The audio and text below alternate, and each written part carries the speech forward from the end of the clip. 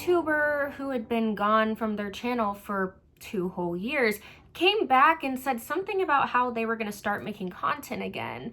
And then they kind of didn't do anything. But they did upload one video, and it's been a year since that video, and like we haven't really heard anything from them since then. Who would do something like that?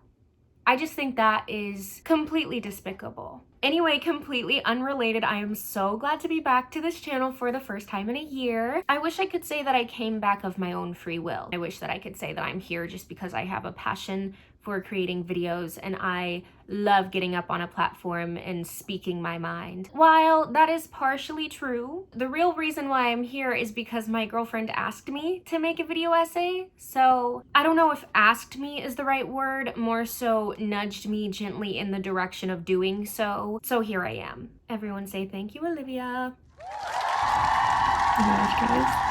I don't know whether I can actually classify this as a video essay or me just talking about something that makes me angry if I think about it for too long. Either way, today I'm going to be talking about Batman. More specifically, Batman and his relationship with Jason Todd. I feel like Batman needs no introduction, but just in case, Batman is a superhero who protects Gotham City, and he has been on a crusade ever since his parents were shot in an alley after a movie. He's the Batman because he's afraid of bats. So he puts on a bat suit to control his fear or something like that. And he fights criminals in Gotham. You know, it's Batman. It's Batman. Famously, Batman has a Robin who is his little child sidekick who fights crime with him. Nothing can go wrong there, right? Robin almost dies. He gets shot by the Joker, I think, and falls off of a building and only survives because Batman catches him by the ankle with his grappling hook. So when they get home, Batman is like, yeah, sorry kid, I'm benching you, you're fired. Dick Grayson was the original Robin. Love that guy, love of my life. This eventually leads into Robin, Dick becoming Nightwing. It's whatever, that's not what we're talking about today. Today I'm talking about the second Robin, Jason Todd. When Jason first came into the narrative, he was a copy-paste of Dick Grayson. His parents were Joseph and Trina Todd. They were the Flying Todds, and they were in a circus. Instead of being killed by Tony Zuko, who cut their little rope or whatever, they died by the hands of Killer Croc. Like, I think they were eaten in front of Jason, which is not very cool. So that's a big difference. Jason was also a redhead.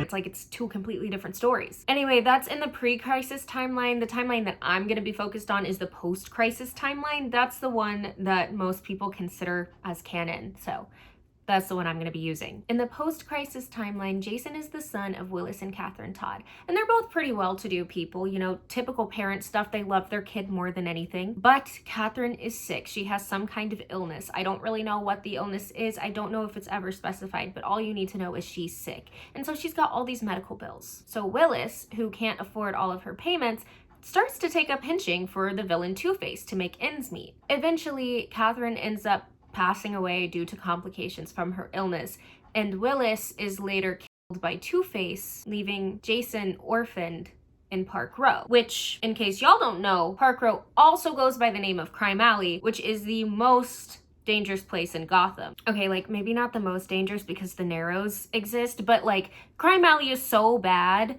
that it's called Crime Alley.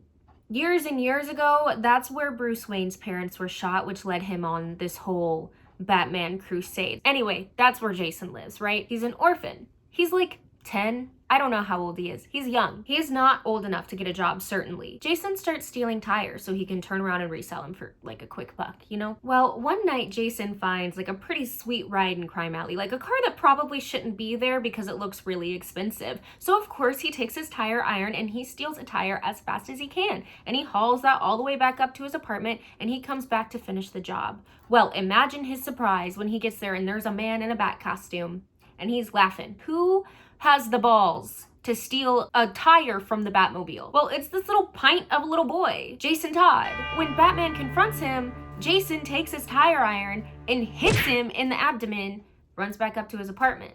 So Batman follows him and he sees the state of things and he's like, damn, bitch, you live like this? It's like messy. And Jason's sitting there smoking a cigarette.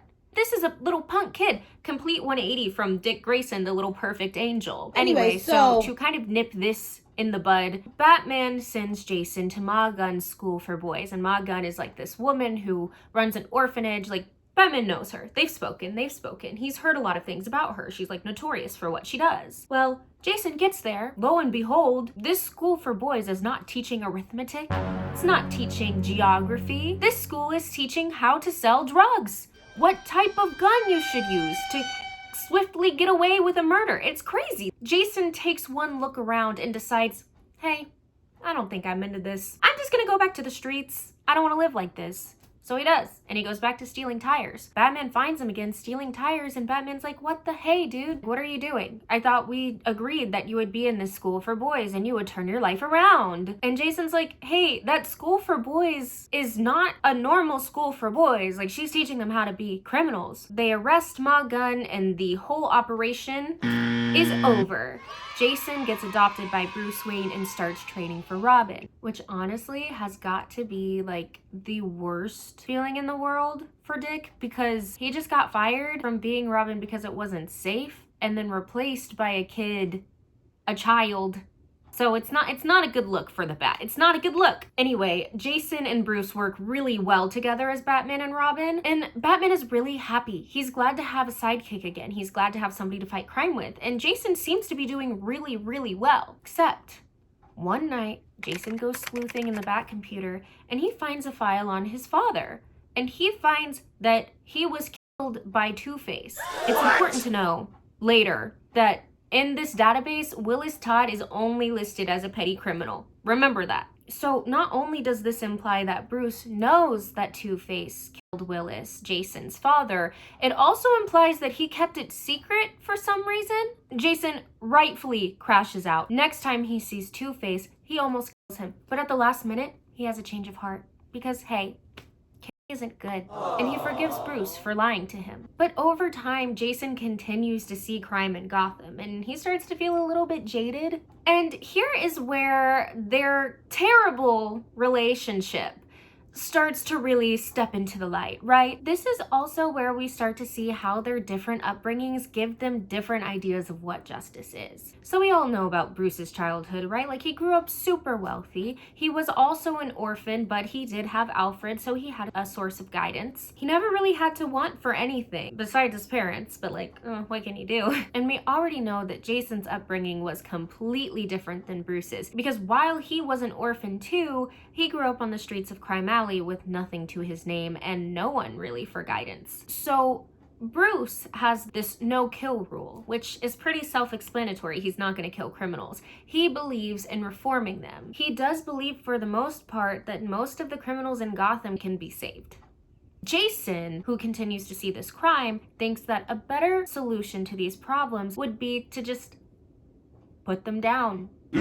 They can't commit crimes if they're not breathing. So of course, when Jason's coming out into the streets of Gotham every single night and fighting the same types of criminals, he's gonna start to wonder if Batman's code really works. Let's use the Joker as an example. Famously, when the Joker gets arrested, you can anticipate him escaping again. So Jason starts to wonder if it really makes sense to put people like the Joker in Arkham or Blackgate when he's escaped like 79 times, according to one Dick Grayson, or 281 times. What? According to the Lego Batman 2 game. And then you can look at criminals who aren't the Joker, people who are people who torture others, people who extort others, people who sell drugs to kids, murderers. We're just gonna put them in jail? So what, they can serve their time and be back on the streets committing the same crimes again? Doesn't make sense to Jason. The comics takes a closer look at this in the issue The Diplomat's Son. On patrol, Jason hears someone screaming, so naturally he's in his Robin era. He is going to leap into action. He crashes into the apartment. There's a woman, her name is Gloria Stanson, and he saves her from a man named Felipe Garzonas. Garzonas? I don't know. They bring Gloria to the GCPD. Gloria reveals that Felipe has assaulted her. This is the second time he has done so, and she didn't say anything the first time because she was ashamed. She was embarrassed. She didn't want anybody to know. Jason swears to Gloria that there's no way that Felipe wouldn't be serving hard time. They have him on 3 separate charges: kidnapping, assault, and resisting arrest. So it's easy, right? He should go to jail. There's no way he wouldn't. Except James Gordon comes in and he says, actually, you're wrong. We can't do anything. Jim reveals that Felipe and his boys are saying that Gloria is just some ex who showed up uninvited to Felipe's apartment. Felipe had asked her to leave, but she started causing a scene. And the only reason why she has a black eye is because she tripped and fell into the door. Which, sounds like a complete lie, and you would think that they would be able to do something about it, but no, because he is the son of an ambassador. Felipe has diplomatic immunity. They can't press any charges. Nothing is really done about it. It's just kind of like, sorry, we can't do anything. Have a nice night. And they both just get sent away from the GCPD. Crazy work. Jason is upset, so Bruce reassures him that if they can catch Felipe on drug charges, then they can send him away. It's not the same as the time that he would serve for everything else that he's done, but at least it would mean that Gloria would be safe from him. Jason doesn't like it. The country that Felipe's father is the ambassador of, and the United States, is involved in some sort of anti-drug agreement. I don't know. So it's gonna look really bad if Felipe is caught in the States doing drugs. They eventually catch him when he shows up to get some coke. They bring him to the station, and does he go to jail? No! He just gets sent home. He gets deported from the country, so he literally just gets sent back home. But here's the kicker. He's not actually forced to leave until a couple days from now. And we cannot legally hold him because, again, he has diplomatic immunity. Felipe spends all of an hour in police custody before he's released to the streets. And, Felipe, he's kind of testy now. He, feeling spiteful, picks up the phone in front of Batman and Robin and gives Gloria a little call. He tells Gloria that he's gonna come over to her apartment and that he'll see her tonight. When Jason gets rightfully angry and tries to go after him when he goes to leave, Batman holds him back and says, stop, don't, it's not worth it. Let him go. So Jason tries to call Gloria back and reassure her that she has nothing to worry about and that she's not in any real danger, but it goes to voicemail. Batman and Robin race over to Gloria's apartment to try and speak to her face to face, but when they get there, she has already killed herself. She was too afraid of what would happen if Felipe came over to her apartment again. So Gloria is now dead. And can you guess what Felipe's doing?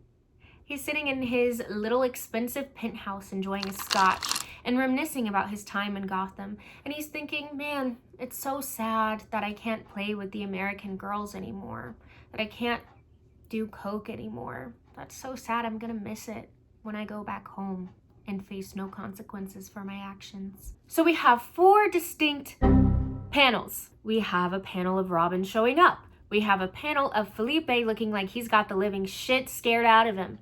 We have a panel of Felipe falling, and then a last panel of Batman showing up to the scene. It looks pretty suspicious, so Batman asks Robin, did he fall or did you push him? To which Jason replies, I guess I spooked him. He slipped. And then he grapples away. It's left pretty ambiguous as to whether or not Jason pushed Felipe, but what is pretty set in stone is that he did let him die. There's no other way to look at it. I mean, we literally see him standing there watching him as he falls, making no move to save him. But to this day, I don't think there is a clear answer from any of the writers as to whether or not Jason had a hand in it or if Felipe actually did slip and fall. Bruce is, of course, very upset with Jason because that, to him, is not justice. We don't really see much of how Bruce feels about it until after they deal with the next threat, which is Felipe's father, who now wants to kill Jason in exchange for his son's life. He doesn't, they thwart him, whatever. But at the end of it, there are some people who are hurt and Bruce gets to lecture Jason on the consequences of his action. They continue to fight together for a little while longer before Bruce realizes that Jason is a little bit too violent and too reckless and that he needs to be benched as Robin effective immediately. And that kind of goes into the death of the family arc, which honestly, I don't think is that important, but Brief overview is that Jason was on the hunt to find his biological mother, Sheila. Plot twist, Catherine is not his mom. He finds her in Ethiopia, and Sheila is getting blackmailed by Joker, so she lures Robin into Joker's little hideout, and that is where Joker beats Jason within an inch of his life with a crowbar and leaves him and Sheila in a warehouse with a bomb to die. It is important to note that in his final moments, despite Sheila's betrayal, Jason was doing everything that he could to try and save her and get her out of there with really no regard to his own safety. It was mostly just like, I'm gonna get you out of here. Jason is good.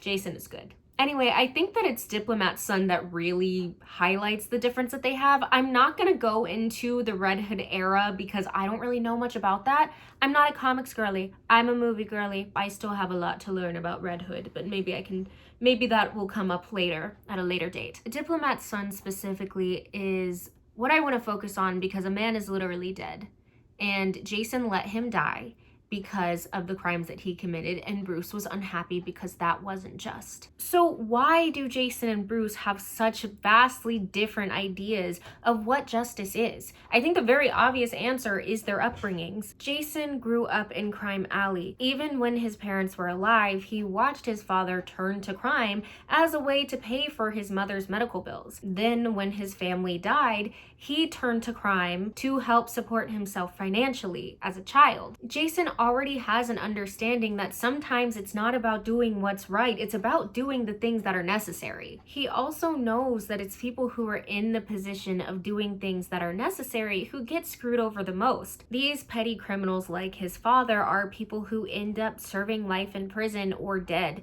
because they don't have the means to get right back on the street. But Jason also knows there are people like Felipe Garzonas who can just do whatever they want and ultimately get away with it because they know the right people, or they have the right connections, or enough money. He knows that the system fails to protect its civilians, and he also knows that more severe criminals are less likely to be rehabilitated and be more likely to be back on the streets and doing the same thing as soon as they're able. So Jason has this mindset that nothing in Gotham is going to change until we start dealing with these criminals in more permanent ways. Meanwhile, Bruce grew up in a literal manor with billions of dollars. He hasn't seen the same types of things that Jason has seen, so it's not absurd for Bruce to think, yeah, the system works. I can trust that this is the right thing to do. So which one of them is right? I have a quote, because I'm professional, from Peter Rollins. He said, "A city without the infrastructure to provide good education and work opportunities simply feeds Joker's evil schemes by sustaining the conditions that lead to a large underclass unable to find representation in the city. Batman's archvillains would have a difficult time carrying out their crimes if they did not have an unlimited number of poor and desperate people to prey on,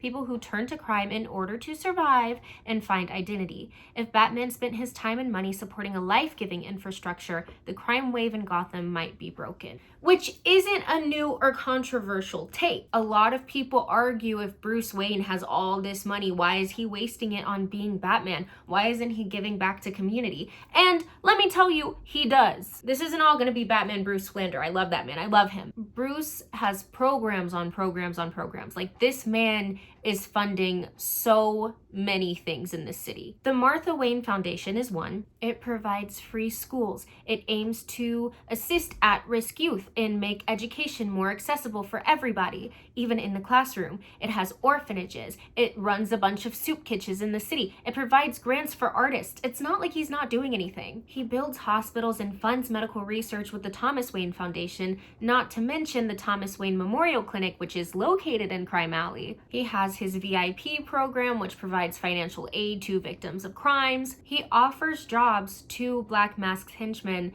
at Wayne Enterprises so they don't have to do this anymore. They don't have to lead a life of crime. And he also pays for every single Wayne Enterprises employee's full college tuition.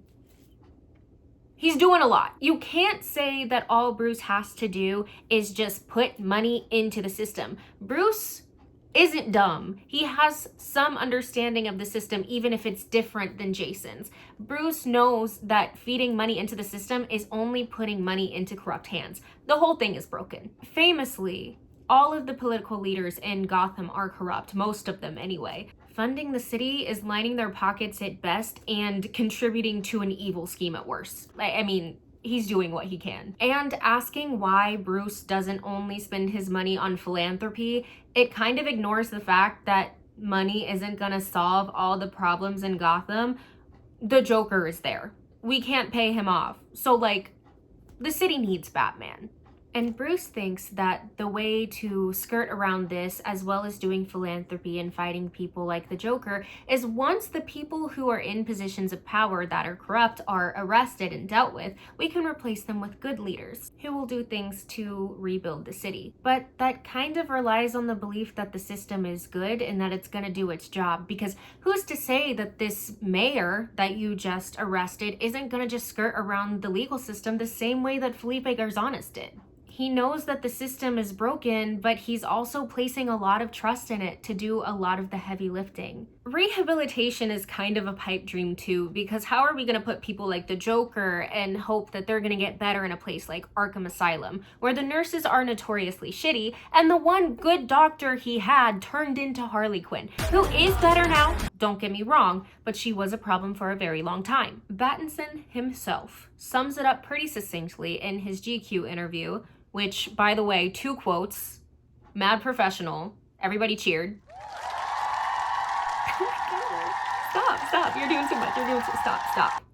Anyway, Robert Pattinson says, the people of Gotham think that Batman is just another symptom of how shit everything is. He knows that the system is broken, but in trying to fix it, he places a lot of trust into the system. And Jason can look at this and say, well, that's stupid, because he knows it's not gonna work. I do think that a lot of the problems that Jason and Bruce have with each other as characters does come from the fact that they came from 2 vastly different economic classes. They have different life experiences, so of course they're gonna think different things. It just sucks that it messed up their relationship so bad. And you would think this would be the end of the video, right? Like, there's nothing left to say. Except, there's so much to say. When I first started researching this, it was only supposed to be all the things that I've already said. But then I noticed a silly little trend that irked my nerves greatly. It's not necessarily a matter of class difference. It would be really cool if that's all it was. But since this was written by people who unfortunately seem to be classist, it gets a little messy and muddled. Which of course isn't to say that the DC writers are classist. Did I check that box? So remember Jason's early origin where his parents were good people and his mom was just sick and Willis only turned to crime because he needed to pay for medical bills? Well, that's not the case anymore. Gone are the days of the sympathetic portrayal of poverty that shows that sometimes a system forces you to make choices that you wouldn't usually make if you had other means. We're not doing that anymore. We're in Nightwing year 1, and Jason's origin in this story is when his mother, Catherine, instead of just being sick, has a drug addiction, which leads her to be a negligent mother. Willis is just an asshole. He's a criminal for the sake of doing crime, and he's also an abuser now, for some reason. And instead of getting killed by Two-Face in this one, Willis ends up going to jail for the crimes he's committed, and after he's served his time, he just doesn't come home. He just leaves because he doesn't care about his family that much, which is a very different picture than the man who turned to crime because he loved his family so much. Jason's story besides that is mostly the same. It's only the characterization of his parents that are changed. That's not the worst one though. It does get worse. There's one version, I think it's Arkhamverse. In this one, Catherine is Jason's biological mother and she's giving birth to him on a roof. And after Jason is delivered, Willis picks him up to sell him to loan sharks. To loan sharks. He's gonna sell his baby. The loan sharks don't want the baby, so they keep Jason, but they're complaining about how badly they don't want this baby and how much of a burden this baby is now. What? That is so far away from who they were in the beginning. That's crazy. Another qualm of mine came with the Bat himself. There are many moments in a lot of different versions of Jason's story where Bruce says that the reason why he trained him to be Robin and took him in was so he wouldn't be a criminal. He just had that look in his eye. He was gonna be evil, he was gonna be bad, and he was gonna commit crimes, and he knew it. But thanks to Bruce, Jason saw the light, and now he's a perfect little angel because Bruce saved him. So like, are we really gonna believe that? Because yes, Jason was stealing tires from a car. But when Jason was put in Ma Gun's school for boys, where she was teaching them how to be criminals, where she was like, here's the best gun to use, here's how you sell drugs, Jason took one look at that and decided that he would rather be an orphan on the streets of Crime Alley than make money and support himself by committing crimes.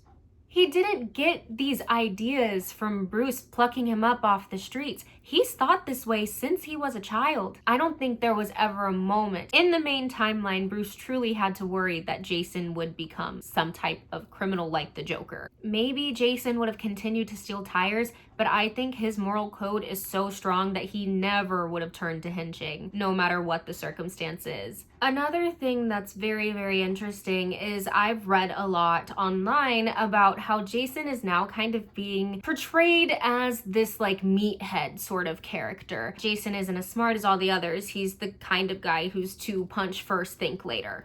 And I think that's wild, because I'm sorry, did we not all see the same Under the Red Hood, where my man had a backup plan for his backup plan? Like, he planned everything. He is so smart. Yeah, he is people. He is putting their heads in bags and throwing them at people's feet, but he's doing it for a reason. He's meticulous. He was also, lest we forget, he was trained by Batman himself. I don't know why writers are writing him to be stupid. He's not stupid. He's never been stupid. Ever since he came to the manor, Jason has had an interest in reading. He was excited about history and extra credit. He was doing all of his homework. He and Bruce, they used to collect old novels, and Jason used that when he came back from the dead to taunt Bruce by sending him old books. Like, they bonded over their love of literature, which is another thing.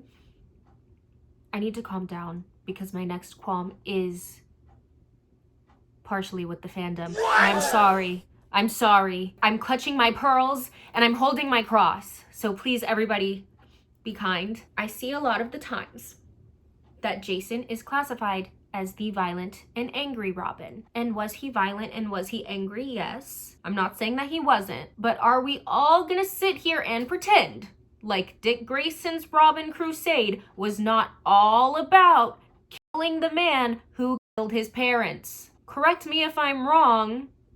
Jason didn't even want to kill Two-Face when he got the chance to. Also, can I ask the fandom why we're dumbing Jason down? Can I ask the fandom why we're pretending he wouldn't love to go to college? I think he would eat that shit up. I also think it's very interesting that a lot of the times Jason is characterized as frugal when he has shown multiple times in the comics he has no fear of spending money, especially when it's not his own. In the arc where he was finding Sheila, he took multiple of Bruce's credit cards and bought himself a first-class plane ticket to go find his mom. He didn't need to do that. He did that because he wanted to sit in first class. Mind you, he has safe house upon safe house upon safe house. Like, he doesn't need that many, but he has that many. Everybody's entitled to have whatever headcanon that they want to have, but I do think it's very interesting to have these types of perceptions of one character, and comparatively with Tim, who doesn't like school, famously and canonically dropped out, and we're gonna put him in the college AUs and not... I'm not trying to be a hater. I'm not trying to cause a scene, but I think it's an interesting thing to look at when we consider the class of it all. Anyway, that's all I have to say on the matter. I'm glad to be back. Hopefully you enjoyed this. And Olivia, if you watched the entire thing, hey, what's up? Anyway, look forward to more videos like these in the future. Truth be told, I don't know what this channel is going to devolve into, but hey, at least I'm back and I'm glad to be here. So yeah, I'm gonna go eat an apple.